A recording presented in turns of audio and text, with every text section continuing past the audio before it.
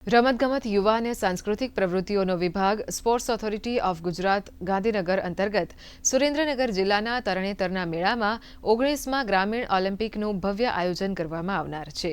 આ ગ્રામીણ ઓલિમ્પિકમાં પ્રથમ દિવસે 16 વર્ષ સુધીના ભાઈઓ તેમજ બહેનો માટે 100 મીટર દોડ, 200 મીટર દોડ, 800 મીટર દોડ જેવી રમતો યોજાશે।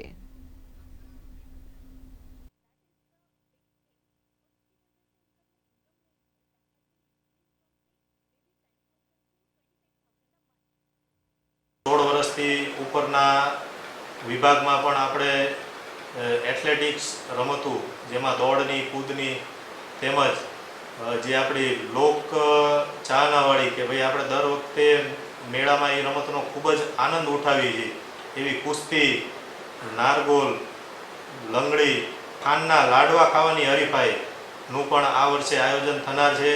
આપ સૌ ગ્રામીણ ઓલિમ્પિકમાં આવો તરણેતર ખાતે અને તમામ રમતમાં ભાગ લ્યો।